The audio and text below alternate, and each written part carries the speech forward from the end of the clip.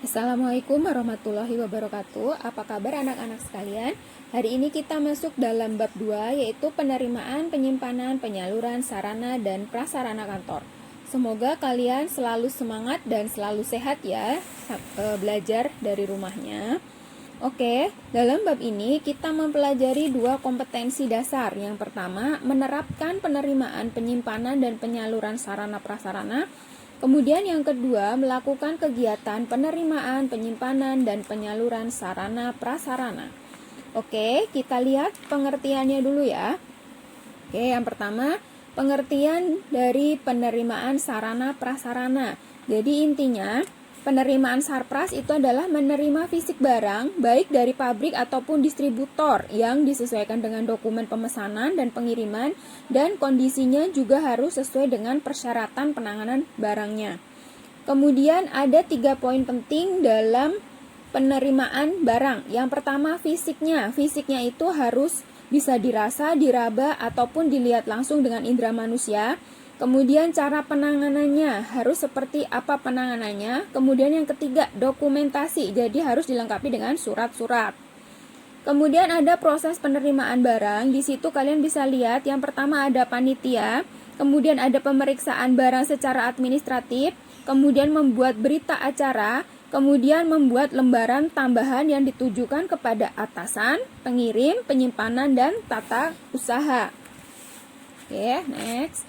Kita lihat ke penerimaan dan penyimpanan. Jadi ada 3 kemungkinan dalam penerimaan barang. Bisa saja kualitasnya rendah, jumlahnya juga kurang, ataupun barangnya rusak.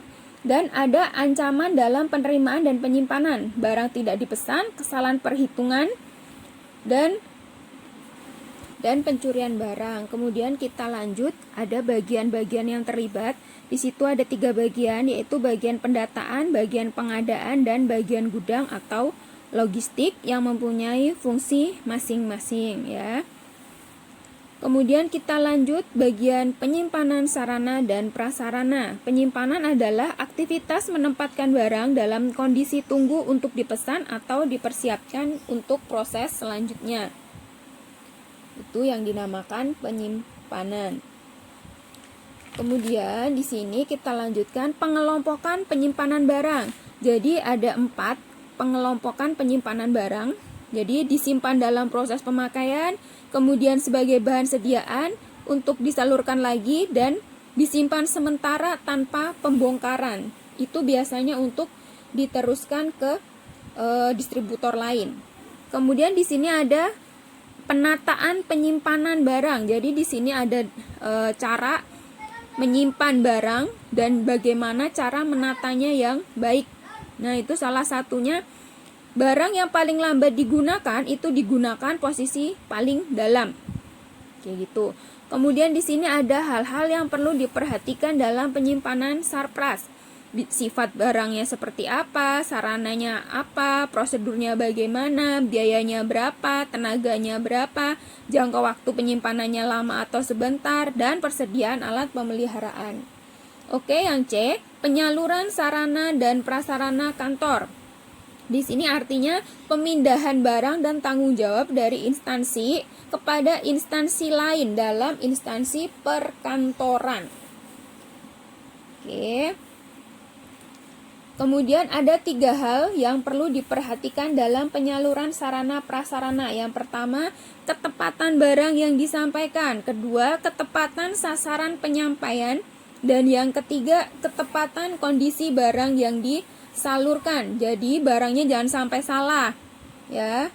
Kemudian sistem penyaluran sarana prasarana. Yang pertama, catat semua kebutuhan. Kemudian yang kedua, ambil barang-barang yang dibutuhkan, lalu diserahkan kepada bagian kantor yang membutuhkan. Itu sistem penyaluran sarana prasarana.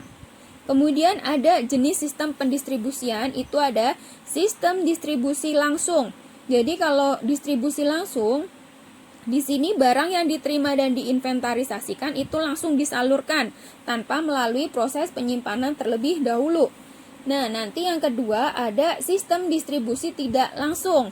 Nah, bedanya kalau di sini barang yang sudah diterima dan diinventarisasikan itu tidak langsung disalurkan, tetapi harus disimpan terlebih dahulu di dalam gudang dengan penyimpanan yang baik, dengan penyimpanan yang teratur. Oke, di sini ada asas pendistribusian, ada asas ekonomi, keamanan, kecepatan, dan ketepatan. Oke, kita lihat pengertiannya satu per satu. Asas ekonomi itu apa? Asas keamanan itu apa? Asas kecepatan itu apa? Dan asas ketepatan itu apa? Oke. Asas ekonomi. Jadi di sini harus memperhatikan etika ekonominya, yaitu pemerataan dan keadilan, ketetapan waktu dan kualitas. Kemudian keamanan. Jadi di sini barang harus dipastikan aman agar ready for use. Langkah-langkah pendistribusian itu di sini ada penyusunan alokasi. Jadi memperhatikan jenis barang, jumlah barang, pengiriman barang. Itu juga harus diperhatikan mengenai bentuk pengemasan, mutu, maupun cara pengiriman bahkan sampai pembongkarannya. Untuk penyerahan barang, kita perlu memperhatikan pengisian daftar penyerahan barang, surat pengantar, tanda terima maupun biaya pengiriman. Oke, untuk cara penyerahannya, yang pertama ambil sarana, kemudian bawa ke bagian ruangan yang membutuhkan. Yang ketiga, serahkan pada pegawai yang membutuhkan. Oke, terima kasih untuk materi hari ini. Sampai di sini dulu. Nanti jika ada yang kurang paham, boleh ditanyakan via WA ya. Terima kasih. Assalamualaikum.